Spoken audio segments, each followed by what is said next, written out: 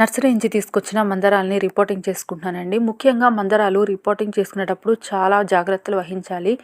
మనము నర్సరీ నుంచి తీసుకొచ్చిన వెంటనే రిపోర్టింగ్ చేయకూడదు. కొంచెం మన వాతావరణంకి అలవాటు చేయాలి. ఫుల్ వీడియో స్కిప్ చేయకుండా చూడండి. మీకు ఎటువంటి డౌట్స్ ఉన్నా సరే నా కామెంట్ సెక్షన్‌లో కామెంట్ చేయండి. హాయ్ అండి, అందరికీ నమస్తే. Welcome to Harika creative ideas. Please అండి, కొత్తగా మన ఛానల్‌ని చూసినట్లయితే లైక్ చేయండి, షేర్ చేయండి. మన ఛానల్‌ని సబ్స్క్రైబ్ చేసుకోండి. మీకు ఎటువంటి గార్డెనింగ్ సంబంధించిన డౌట్స్ ఉన్నా సరే నా కామెంట్ సెక్షన్‌లో కామెంట్ చేయండి.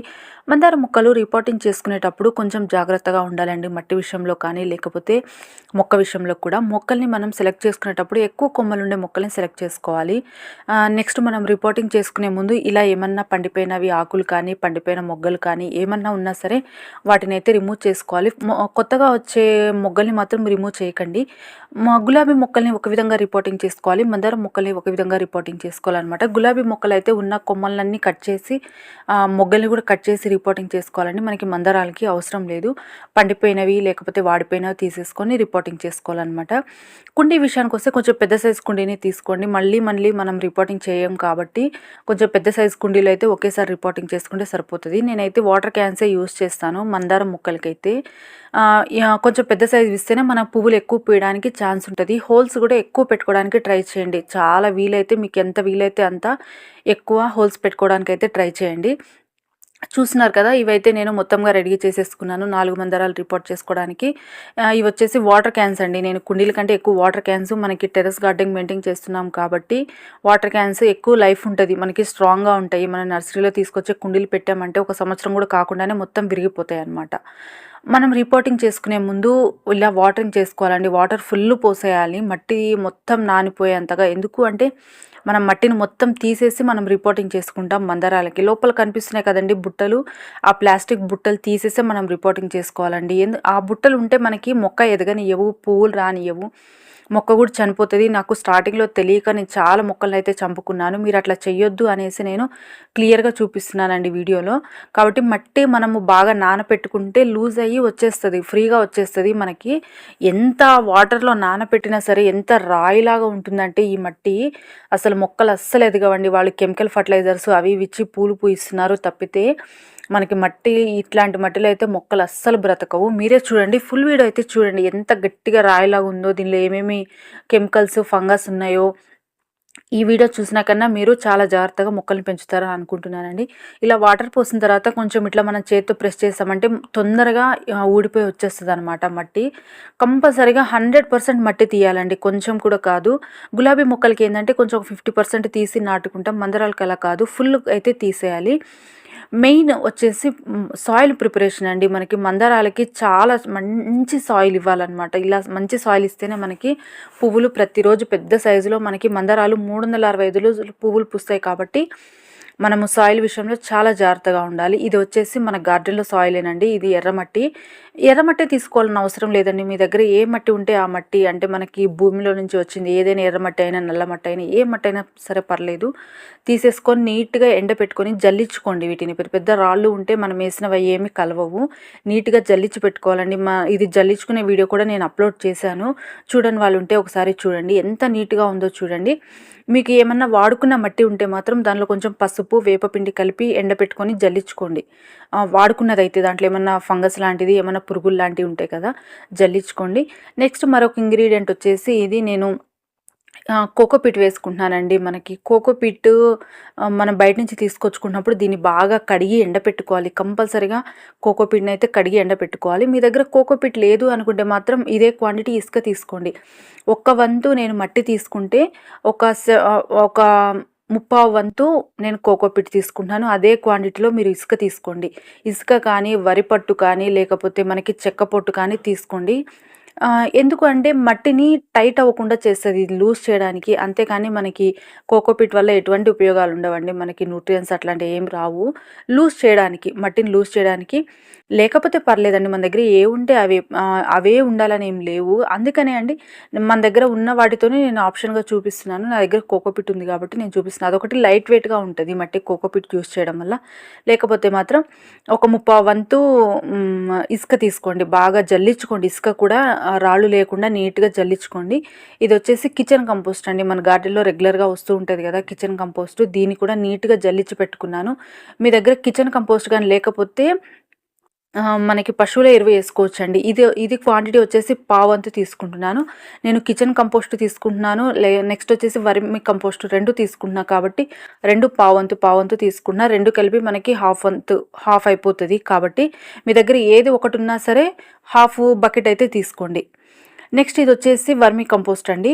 ఈ 2 తీసుకుంటున్నా కాబట్టి నేను పావంతు క్వాంటిటీ తీసుకుంటున్నాను. మీరు రెండిట్లో ఏదున్నా సరే ఒక హాఫ్ వేసేసుకోండి. ఇవి 2 లేకపోతే పశువుల ఎరువు అండి, మనకి గేదెల ఎరువు కానీ, ఆవుల ఎరువులు కానీ, మేకల ఎరువు కానీ ఇవి వేసుకోండి. ఇవి వేయడం వల్ల ఏంటంటే మనకి నైట్రోజన్ ఎక్కువ అందుతుంది మొక్కలకి నైట్రోజన్ ఎక్కువ అందడం వల్ల ఆకులు పువ్వులు హెల్తీగా వస్తాయి అన్నమాట. ఇవైతే కంపల్సరీగా వేసుకోండి. మనకి పశువుల ఎరువు మనకి సిటీలలో ఉండే వాళ్ళకి అవైలబుల్ లేకపోతే మనకి పాలు పోసే వాళ్ళ దగ్గరైనా అడిగి తీసుకోండి పశువుల ఎరువు అయితే. లేకపోతే వర్మీ కంపోస్ట్ తీసుకోండి. మనకి అన్ని నర్సరీలలో దొరుకుతున్నాయి కదా వర్మీ కంపోస్టు. ఇదైతే తీసుకోండి. ఇది కూడా నేను పావంతు 2 కలిపి ఒక పావంతు హాఫ్ వంతు క్వాంటిటీ తీసుకున్నాను.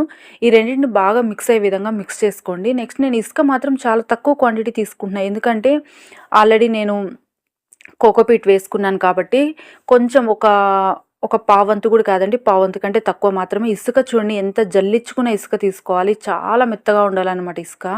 రాళ్ళు ఉంటే అస్సలు మన మొక్కలు పెరగవు. అదొకటి, మనం కుండీలలో పెంచుతున్నాం కాబట్టి కుండీ చాలా లైట్ వెయిట్గా ఉండాలి. డ్రైన్ అవుట్ మన వాటర్ పోసినట్టు బయటకు వెళ్ళిపోవాలన్నమాట.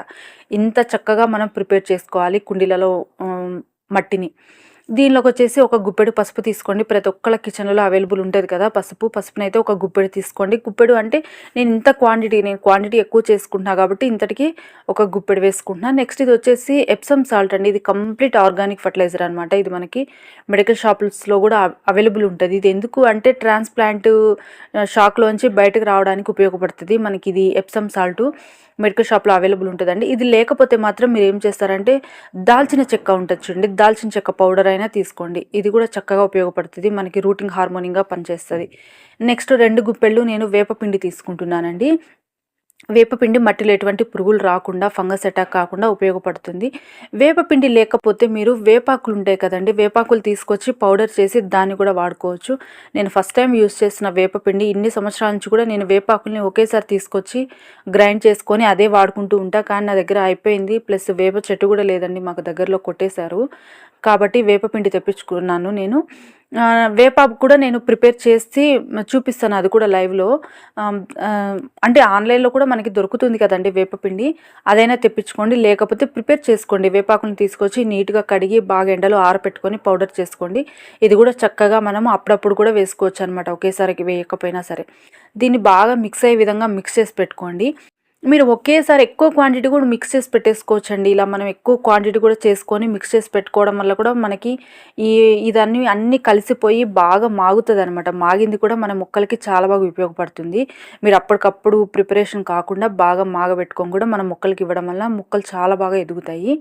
దీన్ని నేను బాగా మిక్స్ చేసుకుంటున్నా. ఎప్పుడు రిపోర్టింగ్ చేసుకోవాలి అంటే మాత్రం సాయంత్రం సమయంలోనే రిపోర్టింగ్ చేసుకోండి. ఉదయం కూడా కాదు, సాయంత్రం సమయంలోనే రిపోర్టింగ్ చేసుకోండి. మనం మధ్యాహ్నం పూట ఇవన్నీ చేసుకున్నామంటే బాగా వేడి వచ్చేస్తుంది.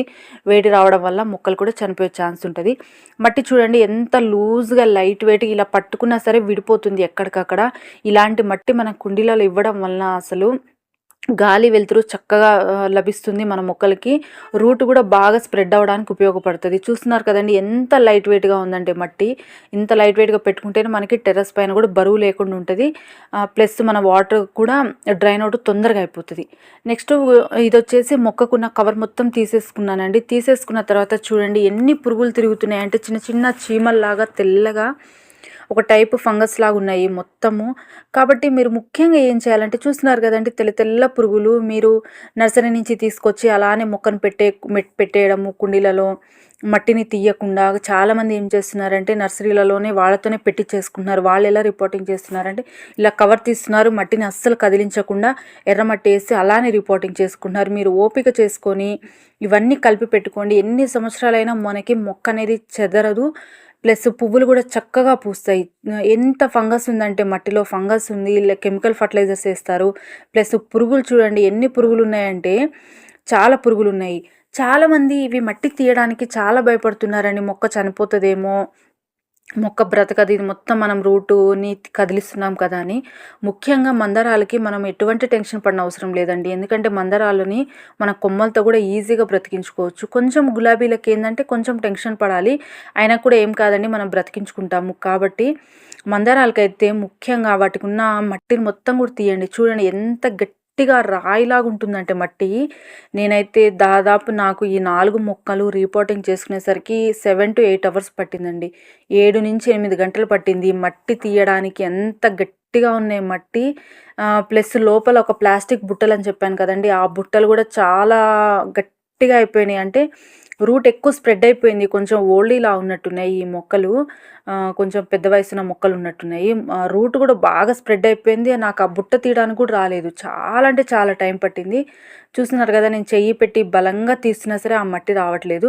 ఇలాంటి మట్టిలో మనకి మొక్కలు బ్రతుకుతాయా చెప్పండి? అస్సలు బ్రతుకు. నేనైతే కొంచెం కొంచెంగా వాటర్ చేసుకుంటా కూడా నేను మట్టిని తీసుకుంటున్నాను. మీకు బాగా ఇబ్బందిగా ఉంది అనుకుంటే మీరు ఏం చేస్తారంటే బకెట్ ఫుల్లు, ఒక పెద్ద బకెట్ తీసుకొని బకెట్లో వాటర్ పోసి దీన్ని కవర్ తీసేసి కవర్ని అట్లానే పెట్టేసేయండి, మట్టితో పాటే వాటర్లో పెట్టేసేయండి. పెట్టేసిన తర్వాత ఒక 4-5 అవర్స్ వదిలేసారంటే మట్టి ఈజీగా ఊడిపోయి వచ్చేస్తుంది. మనకి రూట్ అనేది ఎక్కడ విరిగిపోకుండా ఊడిపోయి వస్తుంది. దాన్ని తీసుకొని రిపోర్టింగ్ చేసుకోవచ్చు.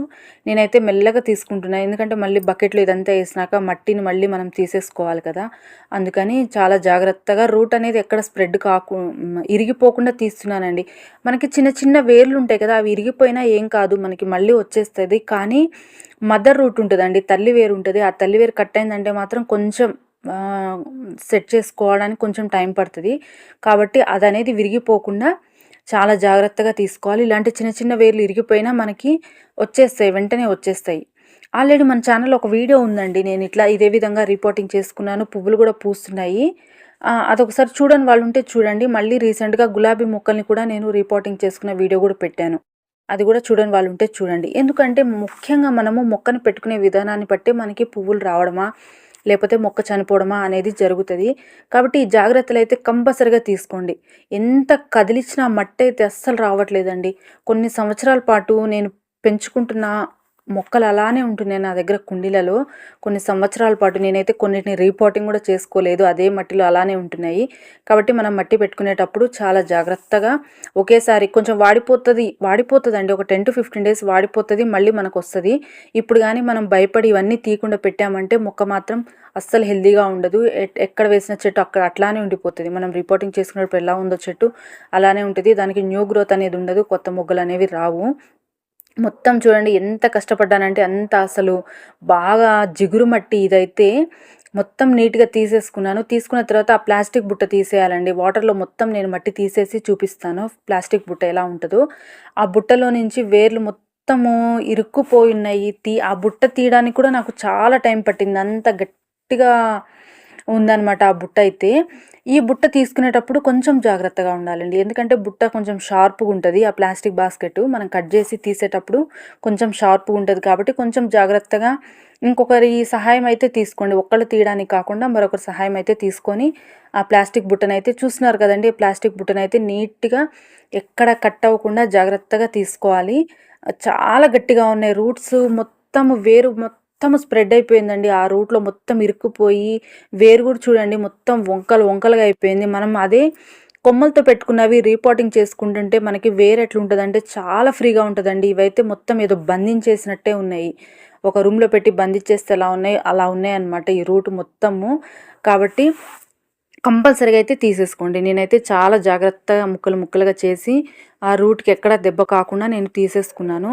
ఇదే విధంగా నా దగ్గర ఉన్న అన్ని మొక్కలకండి, నేను 4 మొక్కలు రిపోర్టింగ్ చేసుకుంటున్నా అన్నా కదా, 4 మొక్కలకి తీసేసుకున్నాను. చాలా అంటే చాలా టైం పట్టింది వాటికి మొత్తం మట్టి తీసేసుకోవడానికి అండ్ ఈ బుట్టలు తీసేసుకోవడానికి.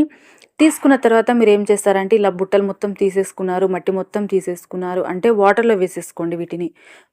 మనం మట్టి మొత్తం ప్రిపేర్ చేసుకొని కుండీలలో వేసుకునేంత వరకు ఒక 1/2 అవర్ వరకు వాటర్లో వేసుకోండి. అన్నీ కలిపి నేనైతే ఒక బకెట్లో వేసుకుంటున్నాను. వాటర్లో వేసుకునేటప్పుడు కూడా కొంచెం పసుపు లేకపోతే దాల్చిన చెక్క పౌడర్ కానీ లేకపోతే మనకి ఇప్పుడు వేసాం కదండి ఎప్సమ్ సాల్ట్, ఎప్సమ్ సాల్ట్ అయినా సరే వీటన్నిటిని వాటర్లో కలిపి వేసేసుకోండి. ఏవి లేకపోయినా సరే పసుపు అయితే వేసుకొని వాటర్లో వేసుకోండి. రూట్కి ఏమన్నా ఫంగస్ ఉన్నా సరే పోతుంది. ఎందుకంటే వాళ్ళు ఎక్కువ కెమికల్ ఫర్టిలైజర్స్ యూస్ చేస్తారు కదా, అవి మనకి వేరుకు పట్టుకొని ఉంటాయండి. కాబట్టి మొత్తం నీట్గా పోగొట్టాలి. వాటిని మన వాటర్లో అయితే ఇవన్నీ వేసేసుకొని రిపోర్టింగ్ అయితే చేసుకోవాలి. నెక్స్ట్ ఇది అయితే మరీ ఘోరంగా ఉందండి. ఎందుకో ఫస్ట్ తీసింది బాగానే ఉంది, కానీ సెకండ్ మొక్కని నేను రిపోర్టింగ్ చేసుకుంటున్నా కదా, ఇది వేరు మొత్తం కొంచెం కుళ్ళిపోయినట్టు ఉంది.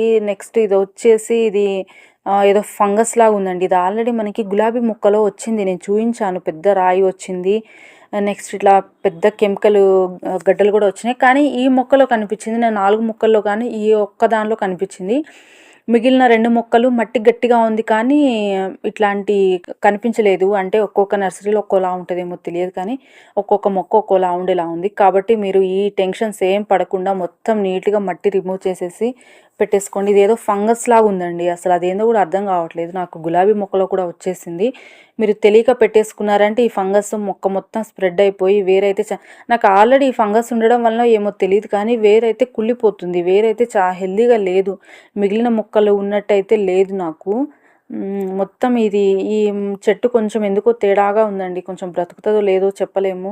నేను వేరు కూడా చాలా వరకు కట్ చేశాను. అట్లా నాకు కుళ్ళిపోయినట్టు ఉన్నాయి కదా వేర్లు, అవి మొత్తం అయితే మీకు చూపించలేదు, కానీ వీడియోలో నేను చాలా వరకు అయితే మొత్తం కట్ చేసుకున్నాను. మదర్ రూట్ కూడా కట్ చేసుకున్నాను. చూస్తున్నారు కదా, మొత్తం అవి ఒక బ్లాక్ కలర్ లాగా వచ్చేసినాయి వేర్లు.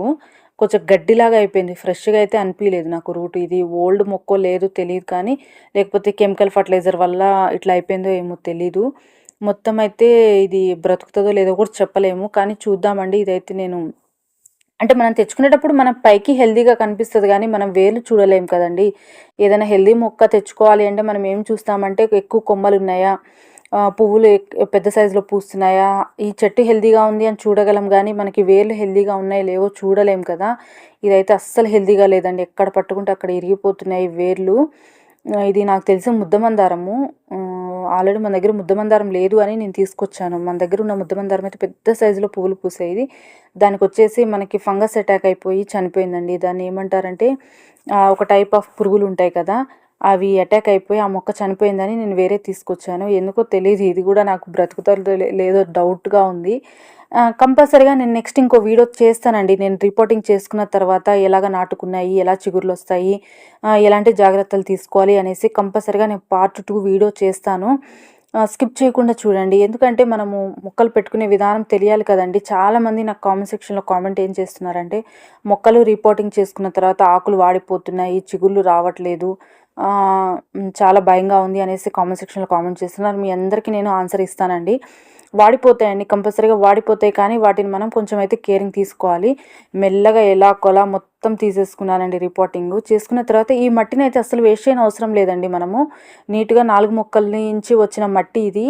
ఈ మట్టిని నేను ఒక బాస్కెట్లో పెట్టుకొని ఒక 10 to 15 days వరకు బాగా ఎండపెట్టుకుంటానండి. దీన్ని బాగా ఎండపెట్టుకొని ఆ గడ్డలు ఉన్నాయి కూడా మొత్తం దంచేసుకొని జల్లించుకుంటాను. కంపల్సరీగా మనము టెర్రస్ గార్డెన్ మెయింటైన్ చేసే వాళ్ళు ఎర్ర మట్టిని జల్లించుకోవాలండి. ఎందుకంటే రాళ్ళు గడ్డలు ఉంటుంది, మనకి మట్టి కలవదు. కాబట్టి మనం వేసే న్యూట్రియన్స్ కూడా కలవవు దీనిలో. కాబట్టి కంపల్సరీగా జల్లించుకోవాలి వీటిని. నేనైతే ఒక 10 to 15 days వరకు పసుపు అండ్ వేపపిండి కలిపి ఎండపెట్టుకుంటాను. ఈ 4టిని నేను వాటర్లో వేసుకున్నానండి. కొంచెం పసుపు వేసుకున్నాను, పసుపు వేసుకొని వాటర్లో వేసుకున్నాను. మీ దగ్గర ఏ ఉంటే అవి వేసుకోండి. అదే కదండి చెప్పాను కదా, పసుపు కానీ దాల్చిన చెక్క పౌడర్ కానీ, లేకపోతే మీ దగ్గర ఎప్సమ్ సాల్ట్ ఉన్నా సరే ఎప్సమ్ సాల్ట్ వేసుకోండి. ఇదంతా ఇబ్బంది అనుకుంటే కెమికల్ ఫర్టిలైజర్ అండి, సాఫ్ ఫంగిసైడ్ అనే మనకు ఆన్లైన్లో దొరుకుతుంది, అదైనా తీసుకొచ్చి వాటర్లో వేసేసుకోండి. సాఫ్ ఫంగిసైడ్ ఎందుకంటే కొంచెం డిస్టర్బ్ కాకుండా, మనకి మొక్కలు ట్రాన్స్ప్లాంట్ చేసినప్పుడు కొంచెం డిస్టర్బ్ కాకుండా ఉంటాయి అన్నమాట. కాబట్టి నేనైతే వాటర్లో కొంచెం పసుపు వేసుకున్నాను అండ్ ఎప్సమ్ సాల్ట్ వేసుకున్నాను. రెండింటిని ఒక 1/2 hour వరకు ఇలా కుండీలలో వాటర్లో పెట్టేసుకున్నానండి. బుట్టలు చూడండి ఎంత చక్కగా అనిపిస్తున్నాయో, మనకి మట్టి మొత్తం పోయి బుట్టలు క్లియర్ కనిపిస్తున్నాయి కదా. నేనైతే ఒక్కొక్క బుట్ట తీయడానికి నాకు చాలా అంటే చాలా టైం పట్టింది, కాబట్టి నేను ఫుల్ వీడియో అయితే తీయలేదు. నెక్స్ట్ వచ్చేసి బుట్టలు మొత్తం క్లియర్గా తీసేసుకున్నానండి 4 వాటికి. ఉన్న 4టికి నేను బుట్టలు రిమూవ్ చేసేసాను చాలా జాగ్రత్తగా కూర్చొని. నెక్స్టు మట్టిని నింపుకుంటున్నానండి కుండీలలో. మీకు వీలైతే హోల్స్ చాలా పెద్దగా పెట్టుకోవడానికి ట్రై చేయండి. అంటే ఎక్కువ పెట్టుకోవాలనేం కాదు కానీ, మనం 4 పెట్టుకున్నా సరే పెద్ద పెద్ద హోల్స్ పెట్టుకోవడానికైతే ట్రై చేయండి. మనం చిన్న హోల్స్ ఎక్కువ పెట్టుకున్నామంటే ఎక్కువ కవర్ చేసుకోవాల్సొస్తది. కాబట్టి హోల్స్ మూసుకుపోకుండా కొంచెం పెంకులు కానీ, లేకపోతే రాళ్ళు కానీ, లేకపోతే కొబ్బరి చిప్పలుంటాయి చూడండి. కొబ్బరి చిప్పలైనా పెట్టుకోండి. లేకపోతే ఇది మనకి టైల్స్ మాత్రం పెట్టకండి. టైల్స్ ఏందంటే అవి సమాంతరంగా ఉంటాయి. కొంచెం బరువుంటాయి కాబట్టి మనకి హోల్స్‌ని కంప్లీట్‌గా మూసేస్తది. మనం వేసిన వాటర్‌ని కూడా అవి డ్రైన్ అవుట్ కాకుండా చేస్తాయి. టైల్స్ మాత్రం పెట్టుకోకండి. కొబ్బరి చిప్పలు కానీ, పెంకులు కానీ, లేకపోతే రాళ్ళు కానీ పెట్టుకోండి. ఇదంతా ఇబ్బంది అనుకుంటే అడుగున ఒక 2 ఇంచెస్ వరకు ఎండుటాకులుంటాయి చూడండి. ఎండుటాకులైనా ఏసుకోండి. అంటే పండిపోయినవి, పచ్చివి మాత్రం వెయ్యకండి. పురుగులు వచ్చే ఛాన్స్ ఉంటది.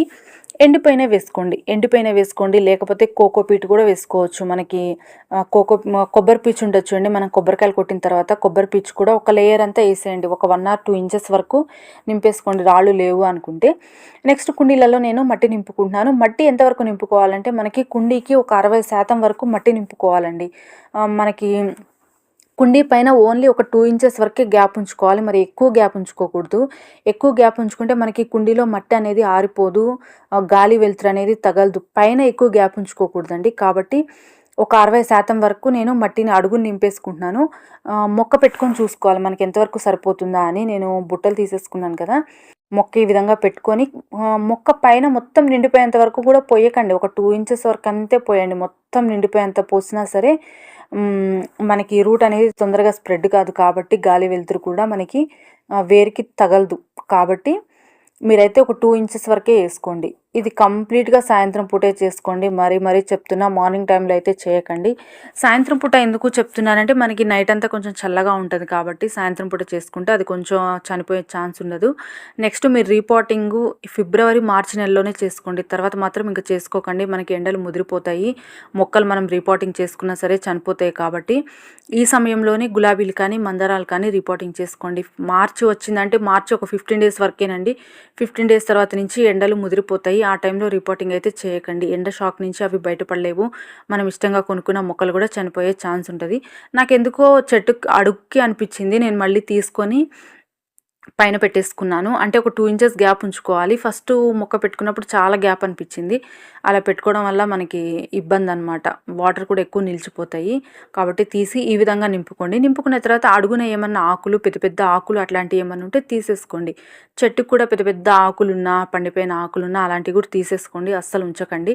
ఎందుకంటే మనం రిపోర్టింగ్ చేసుకున్న తర్వాత కొత్త గ్రోత్ అనేది, కొత్త చిగులు అనేది స్టార్ట్ అవుతుంది. అవి రావడానికి మనమే ఛాన్స్ ఇవ్వాలండి. పాతవన్నీ తీసేసుకుంటేనే కొత్తవి రావడానికి మనకి ఛాన్స్ ఉంటుందన్నమాట. పండిపోయిన ఆకుల్ని, పండిపోయిన కొమ్మల్ని అవన్నీ తీసేసుకోండి. ఎండిపోయిన కొమ్మల్ని కూడా. ఫస్ట్ టైం మనం రిపోర్టింగ్ చేసుకున్న తర్వాత మనం ఫస్ట్ టైం వాటర్ ఇస్తున్నాం కాబట్టి ఫుల్ కుండీ నిండేంత వరకు వాటర్ పోయండి. ఫుల్ పోసేయండి. మట్టి చూడండి మనకి ఎంత చక్కగా పీల్చుకుంటుందంటే నిమిషాల్లోనే మట్టి పీల్చేసుకుంటుంది. ఇలా ఉంది అంటే మాత్రం మనకి మొక్క కరెక్ట్గా ఉన్నట్టండి. కొంతమంది మనము రిపోర్టింగ్ చేసుకున్న తర్వాత వాటర్ పోస్తే అవి పైనే ఉండిపోతాయి. మట్టి అస్సలు పీల్చుకోవు. అట్లా ఉన్నప్పుడు ఏంటంటే మట్టి కరెక్ట్గా లేదని అర్థము. ఇప్పుడు చూస్తున్నారు కదా లైవ్లోనే ఇట్లా వాటర్ పోయంగానే మట్టి మొత్తం పీల్చేసుకొని వెంటనే నాకు డ్రైన్ అవుట్ కూడా అయిపోయినాయి. నేను మళ్ళీ కూడా వాటరింగ్ చేసేసుకున్నాను. ఇలా చేసుకున్న తర్వాత వీటిని కంప్లీట్గా సెమీ షేడెడ్ ఏరియాలో పెట్టుకోండి. సెమీ షేడెడ్ అనే కంటే కూడా నీడలో పెట్టేసుకోండి చక్కగా. ఎన్ని రోజులు పెట్టుకోవాలంటే ఒక 15 to 20 డేస్ వరకు పెట్టుకోండి. పెట్టుకున్న తర్వాత మనకి తెలిసిపోతుంది అనమాట. కొంచెం చిగుళ్ళు రావడం స్టార్ట్ అవుతుంది.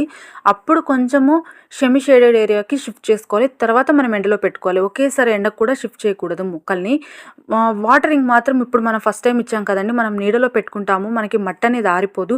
ఆరిపోతే మాత్రమే వేయండి వాటరు. ఆరిపోకుండా కంటిన్యూగా కూడా వేయకండి. వేరు కుళ్ళిపోయే ఛాన్స్ ఉంటుంది. నెక్స్ట్ పార్ట్ 2 కూడా చేస్తానండి. వీటికి ఎటువంటి ఫర్టిలైజర్స్ ఇవ్వాలి అవన్నీ కూడా నేను వీడియో చేస్తాను. ఈ వీడియో మీరు ఇంతవరకు చూసారంటే మీకు అర్థమైందని అనుకుంటున్నాను. మీకు ఎటువంటి డౌట్స్ ఉన్నా సరే నా కామెంట్ సెక్షన్లో కామెంట్ చేయండి. లైక్ ఇవ్వడం మాత్రం మర్చిపోకండి. కొత్తగా చూసేవారైతే మన ఛానల్ని సబ్స్క్రైబ్ చేసుకోండి. హ్యాపీ గార్డెనింగ్ మరొక మంచి వీడియోతో మళ్ళీ మీ ముందుకు వస్తానండి. Thanks for watching. మీకు ఈ వీడియో ఎలా అనిపించిందో కూడా నా కామెంట్ సెక్షన్లో కామెంట్ చేయండి. Thank you.